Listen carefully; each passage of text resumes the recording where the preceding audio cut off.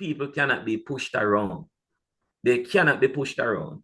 You know, you can disrespect black people, you can even disrespect Seventh-day Adventists, but you cannot disrespect a Jew without some kind of blowback.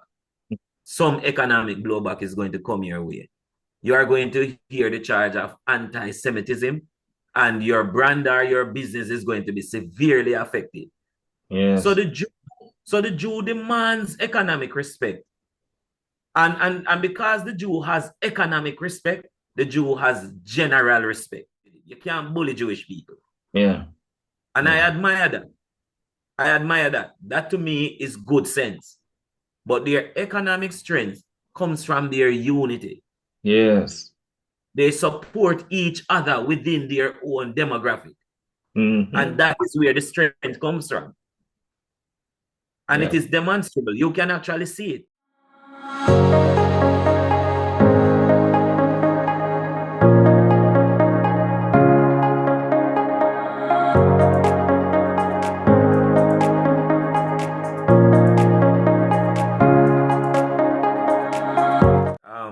All right, so I'm a Seventh-day Adventist, and I also interact with people of all faiths and have wonderful relationships with people of all faiths. But I specifically want to speak to Seventh-day Adventists as an audience, you know.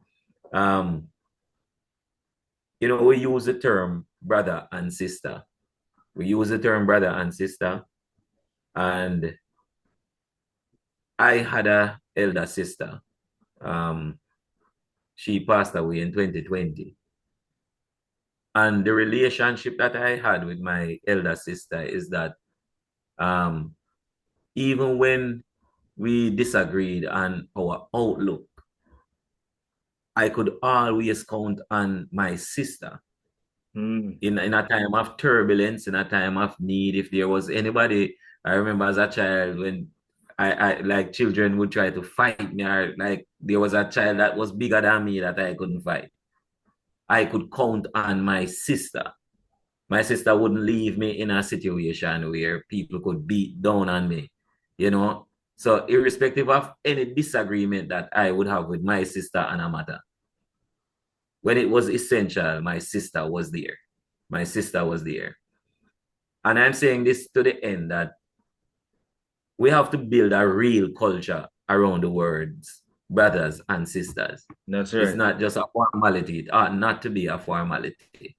It ought not to be something where we just casually say, oh, Brother Johnson or Sister Dennis, and it's just a formality. Yes. We have to really build out a real family culture. And I'm appealing to Seventh-day Adventists as I speak on this clothing line. Irrespective of what my beliefs are or whatever in regards to how I practice Seventh-day Adventism, in the Adventist family, I'm called Brother Wazari. That's right. And I'm just appealing that as we look at this venture, that I will be still treated as brother. If my sister that is now deceased, had a clothing line, I would be a customer. As long as the quality is there, as long as the imagery is wonderful and so on. So I'm not asking for persons to buy into something of a poor quality. Yes. As you can see, the shirt is a wonderful shirt. If I may be able to say so. That's right. You know? So you are buying something of quality. I'm not selling something of a substandard nature. And if it is not substandard, if it is not unattractive, if it is not mediocre, why not buy into it? Why not buy into the success of a brother? Yes. You know? Because if my sister Marie Hines, if my sister had an apparel brand, because she's my sister, and I have that kind of mindset, sibling mindset, I want the success of my sister. And I think we have to move as Christians beyond a culture where the word brother and sister is a formality, and it actually comes with support behind it. That's right. I'm not just talking about for my benefit. That is my outlook on life generally. That's why I created a pop-up market, you know, because we are marginalized as a people. We are marginalized because of the Sabbath. Mm-hmm. And there are many trade shows that take place on the Sabbath. And we complain that we are marginalized and left out. But when one of us comes with an idea Yes. of inclusion for us, it is not supported by us. Mm. And it is of a concern. As I observe it, it is of a concern. I have an inkling as to why it is so. I don't want to say it as and put it right out there, but we have to revisit the culture that we have. We have to Yes. revisit that culture. And I'm not just talking about supporting a t-shirt Yeah. line or supporting an apparel line. I'm talking about creating an overall culture of support.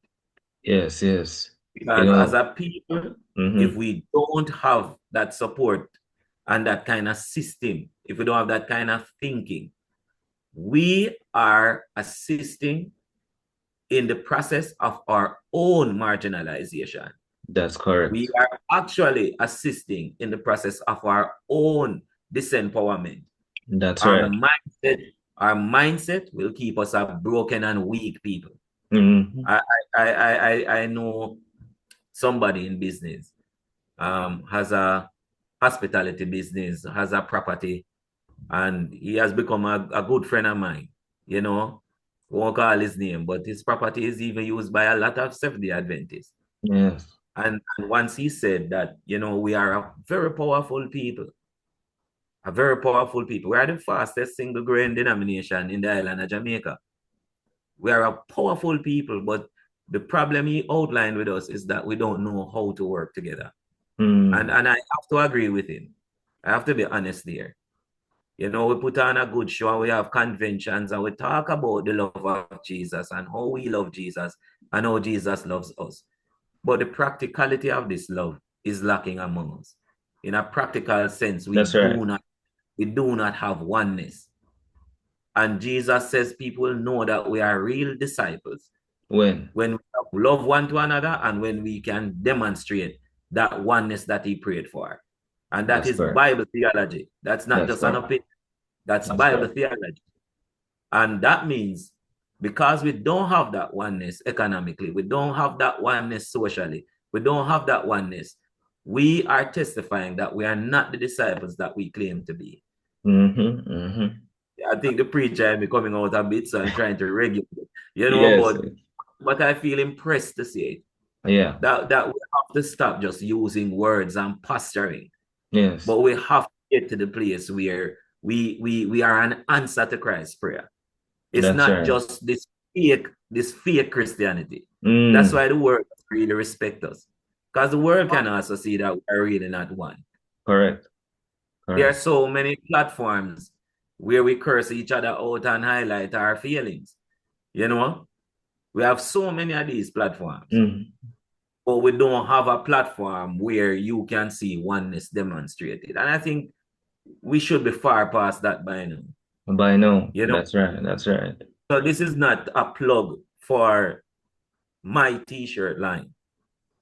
And anybody who actually invests time into doing some background checks would find that I invest in Adventist industries. I invest in other industries outside of my own.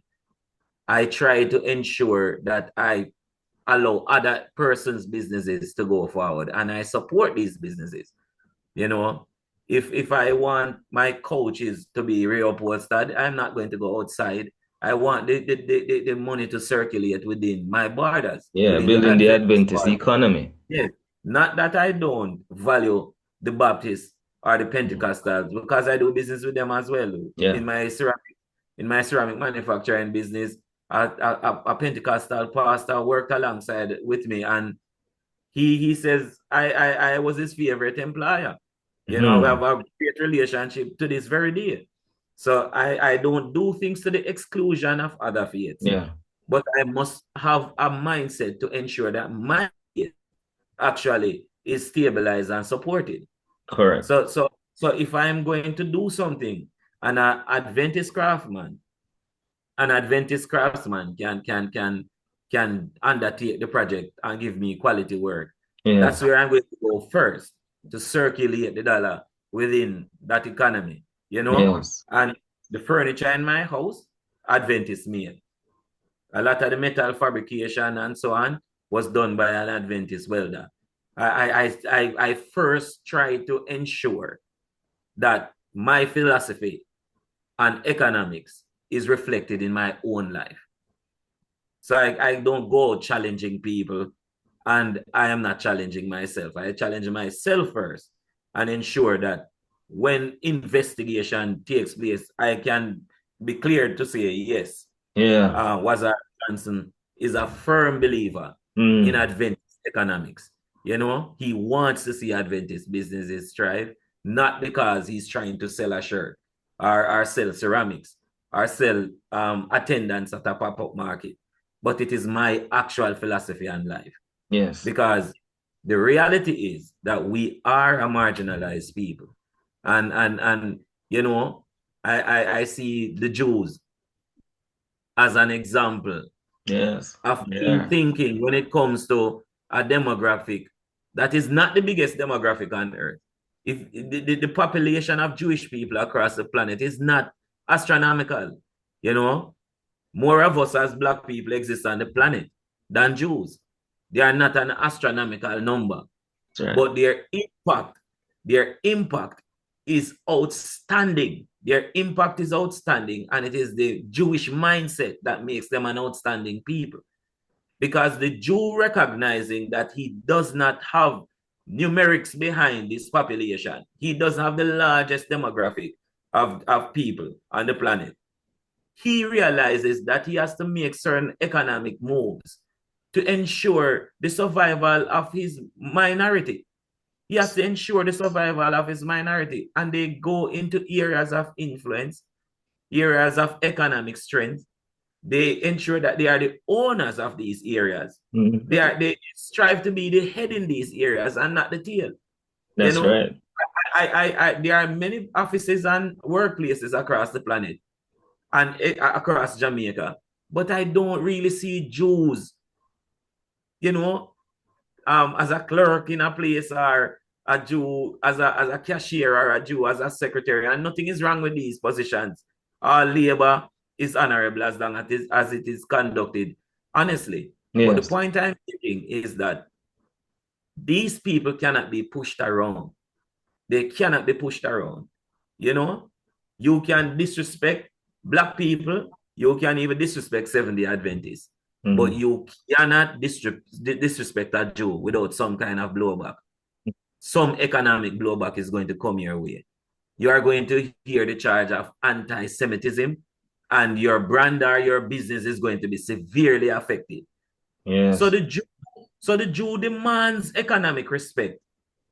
And because the Jew has economic respect, the Jew has general respect. That's right. They are not a bullied people. No, they're not. Mm-hmm. They learned from the Holocaust. They learned what it means to be marginalized and to be abused because you don't have strength in a society. And they corrected that. They Mm. corrected. And history is here to show us that they corrected it. You can't bully Jewish people. Yeah. And I Yeah. admire that. I admire that. That to me is good sense. But their economic strength comes from their unity. Yes. They support each other within their own demographic. Mm-hmm. And that is where the strength comes from. And it Yeah. is demonstrable. You can actually see it. It is easily demonstrable that this is what is happening. So we have to get up as a people and have good sense and realize that this infighting thing and this just lack of supporting each other because, oh, if I support you, you are going to get ahead. Yes. It's foolish. It's Yeah. actually foolish. Yeah. It's Not a actually kingdom mindset. no, it's actually foolish. It's actually the satanic mindset, if I'm going to Mm. be very honest. Yeah. Yeah. Yeah. Satan is the source of competition and envy and covetousness. That is Satan is the right. source of that. Mm-hmm. And where it is present, you know that Satan is present. So we can espouse theology and talk all we want and call each other brother and so on. But if the element of infighting and competition is demonstrated over and over, it reveals the presence of Satan. Yes. Yeah, this for me is not just a business interview. We Oh, have to change wonderful. the mindset. We have to change the Yes, man. mind. Yes, man. We So have to it's just develop. being practical. It's being practical, you know? And that's the thing about kingdom business. It has to be practical and rooted in the truth. Yes, And the yeah. truth is, we are not at the place we ought to be as a people because we are divided. Yes. And the same Jews historically, they were an impregnable people as long as they were united, You Mm-hmm. know, every era where the temple was destroyed or the Jews were overturned by alien people, like the Babylonians, the Assyrians, they were divided inwardly before they were overturned. Yes. If you check out the history, every time they were overturned, it started from divisions within. Yes. And I think that is what they are learning from past mistakes. Yes. And we still have the time to learn from past mistakes. And for 2026, I'm hoping I see a lot more unity among us as a people, and not just unity in terms of just going to the same church and but economic unity. Yes. Um, because the law of selflessness is the law of self-preservation. Yes. If you support a platform, if you support a pop-up market, I'm going to plug it here. If you support a pop-up market, you are ensuring that you are not marginalized. You are ensuring that there is somebody out there who respects the Sabbath of the Lord, that created a venue where you can also promote your business. Yes. You are creating a store. If you can't afford a store space, you are creating an inexpensive store experience where you can interact with your customers and they can actually evaluate the quality of your goods. They can actually learn more about your services being offered. You Mm-hmm. are actually helping yourself. I am helped. I am helped by the pop-up market. I am not embarrassed about that. I am helped by it. But how many people are out there creating a life is? How many people, how many Adventists are out there Yes. creating an ongoing experience where Seventh-day Adventists can sell their wares, where Seventh-day Adventists can combinedly promote? I Mm-hmm. don't have large resources. I don't have large resources where I can buy airtime and get a bigger audience for Life is. Yes. But if we actually start operating as brothers Yes. and come behind the effort and not expect, oh, you are going to just bring all the buyers on your own. If everybody brings a buyer, when the Association of Jamaican Potters is having a show, all of us as potters are invested in the promotion. All of us bring our clients. I Mm-hmm. I I I feverishly reach out to clients so that they can come to the show. Yes, another potter might get my client, but at the end of the day, my client gets the chance to interact with me directly, and I might get a purchase from their client. Yes. So I can't be so short-sighted. I like your preamble about having foresight. And as Seventh-day Adventists, we talk about Babylon. You know, and, That's and right. interestingly enough, literal Babylon was brought down by a man called Cyrus.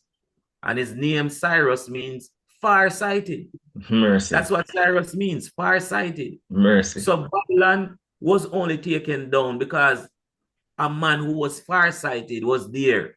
And he saw an ingenious way to block the river Euphrates. Yep. Although some historians said he did it out of anger. But he saw an opportunity to Mm-hmm. block the river Euphrates, which was a great support to Babylon. And then he went down into the deep and overturned because of the two leaf gates. He could enter into Babylon, Yeah. this Yeah. big impregnable system That's right. that seemed to be able to withstand so many forces. A far-sighted man could bring down Babylon. Yes. And Seventh-day Adventists have a message called Babylon is falling, and that is the second angel's message. And it will swell into a loud cry in Revelation 18. That's yet future. Yes. But the people who are going to bring down this Babylonian system of sufferation and economic downturn and disparity and inequality are going to be far-sighted people. It's Yes. not just because you're a member of a church. You have to be a far-sighted person. You have to look beyond your own circumstances and your own agenda and have an agenda that affects a bigger populace. Yes. If your agenda is so narrow, you're not going to go very far. You know, you can go far fast by yourself, but you can go farther together, and that is a fact. You can Amen. go somewhere fast by yourself, but you might just run out of steam. But you can go far further together, and we have to have that farsightedness. And I think that is what is beating us as a people. We are not very That's right. farsighted. That's We, right. we, That's we're right. very narrow in our vision, and we are very limited in what we understand religion to be.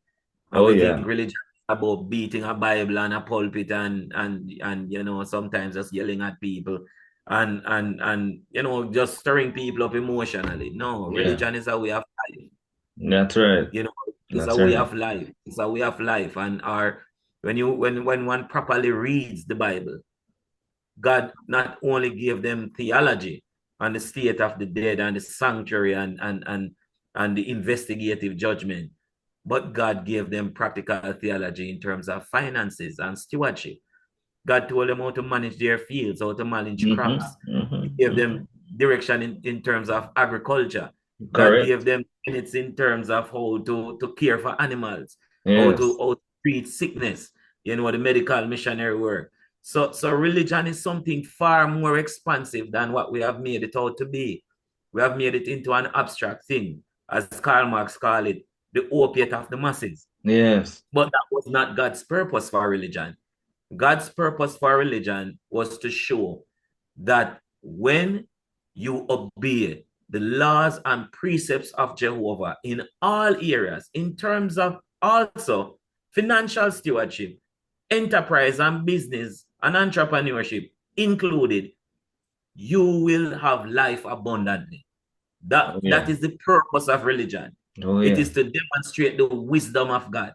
It is to demonstrate that God's wisdom makes you prosper in every area of life, Oh yeah. even in terms of your economics and your business. And that is where we need to carry. And that is when religion will become attractive. We don't have to set up tents and try to urge people under a tent to be baptized. When people see the benefit of just being a Seventh-day Adventist, because you live longer than everyone else. You're Mm-hmm. not plagued with the diseases of everybody else. Your clothes last longer than everybody else's clothes. And the Bible said that, the clothes of those in the wilderness last unnaturally long. That's why it was Yes. recorded. When it is evident that everything that you touch, sorry, there is a blessing connected to it. Everything. You are blessed in the field. You are blessed in the city. When Mm-hmm. that becomes evident, then it is not a hard sell. People are naturally attracted to things that work, you know? So it is our duty. Hopefully in 2026 we'll get there and we'll walk that journey of Yes. practical religion and show, the world that, we can get it right. That's Even if right. it's not all of us, I don't imagine all of us will be converted to what I'm saying, Mm. but hopefully enough of us start getting it right, you know.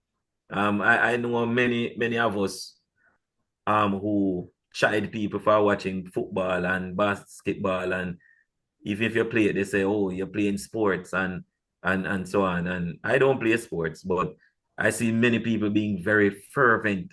Oh, can you imagine the apostasies? These people are playing sports. But the real issue is not just the sports. The real issue is the spirit of competition. And I know many people who don't play sports, but they are plagued by the spirit of competition. Wow. Let us go in 2026 with the spirit of unity. Wow. Wow. Even if Wow. even if we can't unite on a theological basis, let's start with just uniting economically, because we still have the shared problem of being marginalized because of the Sabbath. So it's just good sense, Yeah. you know. I disagree with a lot of people theologically, but when I need a hose for my car, I go to their hose company. When I needed a CD or a performance track, I'd go to the Adventist for it. I don't have That's to right. agree with you theologically to want your business to strive. Mm. I want your business to strive because I'm a Christian, That's right. you know? That's right. That's right. So I just wanted to share that. Yeah, and I mean that's what missional industries is about. You know, that's what we're about. It's about the combination of business and mission. It's how we do mission through the eyes of business and through we do mission or we do business through the eyes of mission and mission through the eyes of business. So that's what Amen. missional industries is all about. And I was reading something the other day about how the Lord wants his people now to press together. And I Yeah. believe this fits right into it.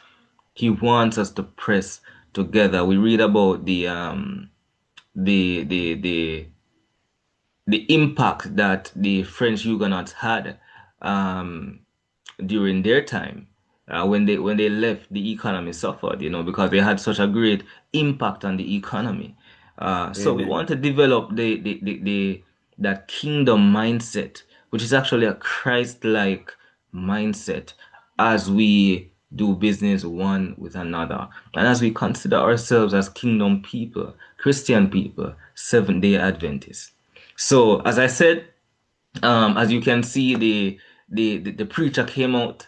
The preacher came out, so you can always tune into his Bible studies as well, which will be made available in terms of the link. It will be made available as well. So, Brother Ozari, thank you for your You're time. welcome. You're Thank you for the welcome. messages. I tried to keep the preach out of this, but it still came Yeah, out. still came out, and we enjoyed it. We loved it because we are learning, and it's a part of God's plan to bring us together as brothers and sisters. All right. So until next time, remember to like, subscribe, and share Missional Industries to your friends and your family members. All right. So take care and have a good one. Thanks, Jana. Have a great day. You too.